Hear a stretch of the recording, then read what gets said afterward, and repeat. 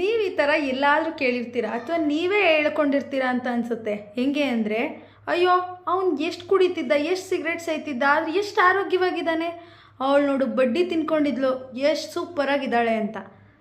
ಆದರೆ ನಿಮಗೆ ಗೊತ್ತಾ, ನೀವು ಅವ್ರಿಗೇನೋ ಹೇಳೋ ಬರದಲ್ಲಿ ನಿಮ್ಮನ್ನೇ ನೀವು ಈ ಥರ ಹೇಳ್ಕೊತಾ ಇರ್ತೀರ. ಅಂದರೆ ಅವರು ಯಾವುದೋ ದುಡಿತಿರ್ಬೋದು ಅಥವಾ ಅವ್ರು ಕುಡಿಯೋದನ್ನ ತುಂಬ ಖುಷಿಯಾಗಿ ಕುಡಿತಿರ್ಬೋದು, ಆದರೆ ನೀವೇನು ಮಾಡ್ತಿದ್ದೀರಾ, ಅದನ್ನು ತುಂಬ ದುಃಖಕರವಾಗಿ, ತುಂಬ ಚಿಂತೆಯಾಗಿ, ತುಂಬ ಆತಂಕವಾಗಿ ನೀವು ಅದನ್ನು ವ್ಯಕ್ತಪಡಿಸ್ತಿದ್ದೀರಾ. ಇದು ಅವ್ರಿಗೆ ಒಳ್ಳೆಯದಾ, ನಿಮಗೆ ಒಳ್ಳೆಯದಾ? ಅದನ್ನು ನೀವೇ ಯೋಚನೆ ಮಾಡಿ. ಜೊತೆಗೆ ನಿಮಗೊಂದು ವಿಚಾರ ಗೊತ್ತಿರಲಿ, ನಮ್ಮ ದೇಹ ಯಾವ ಥರ ಒಂದು ನಿರ್ಮಾಣವಾಗಿದೆ ಅಂದರೆ, ನೀವೇನೇ ಕಸ ತಿನ್ನಿ, ಏನೇ ಕೆಮಿಕಲ್ ತಿನ್ನಿ, ಅಂದರೆ ನಾವು ತಿನ್ನೋ ತರಕಾರಿ, ಹಣ್ಣು ಎಲ್ಲದರಲ್ಲೂ ಕೆಮಿಕಲ್ ಇರುತ್ತಾ?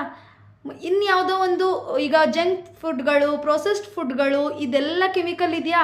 ಆದರೂ ನಮ್ಮ ಬಾಡಿ ಅದನ್ನು ಚೆನ್ನಾಗಿ ಜೀರ್ಣ ಮಾಡ್ತಾ ಇದೆ, ನಮ್ಮನ್ನು ಚೆನ್ನಾಗಿ ಇಡ್ತಾ ಇದೆ ಸುಖವಾಗಿ. ಆದರೆ ಯಾವುದೋ ಒಂದಷ್ಟು ಎಮೋಷನ್ಗಳು, ಯಾವುದೋ ಒಂದಷ್ಟು ಕೆಟ್ಟ ಫೀಲಿಂಗ್ಸ್ಗಳು ನಮ್ಮ ಬಾಡಿ ತಡ್ಕೊಳಕ್ಕಾಗ್ತಾ ಇಲ್ಲ. ನೋಡಿ, ಸಣ್ಣ ಎಮೋಷನ್ನ ತಡ್ಕೊಳಕ್ಕಾಗ್ತಿಲ್ಲ, ಆದರೆ ದೊಡ್ಡ ದೊಡ್ಡ ಎಷ್ಟೋ ಪ್ರಮಾಣದ ಕೆಮಿಕಲ್ನ ನಮ್ಮ ಬಾಡಿ ಆರಾಮಾಗಿ ತಡ್ಕೊತಾ ಇದೆ. ಅಂದರೆ ನೀವು ಇದನ್ನು ಒಂದೇ ಒಂದು ಸಾರಿ ಯೋಚನೆ ಮಾಡಬೇಕು. ನಮ್ಮ ದೇಹಕ್ಕೆ ಕೆಮಿಕಲ್ಗಿನ್ನ ದೊಡ್ಡ ಕೆಮಿಕಲ್ ಯಾವುದು ಗೊತ್ತಾ? ಚಿಂತೆ ಅಥವಾ ಯಾವುದೇ ನೆಗೆಟಿವ್ ಫೀಲಿಂಗ್ಸ್ಗಳು.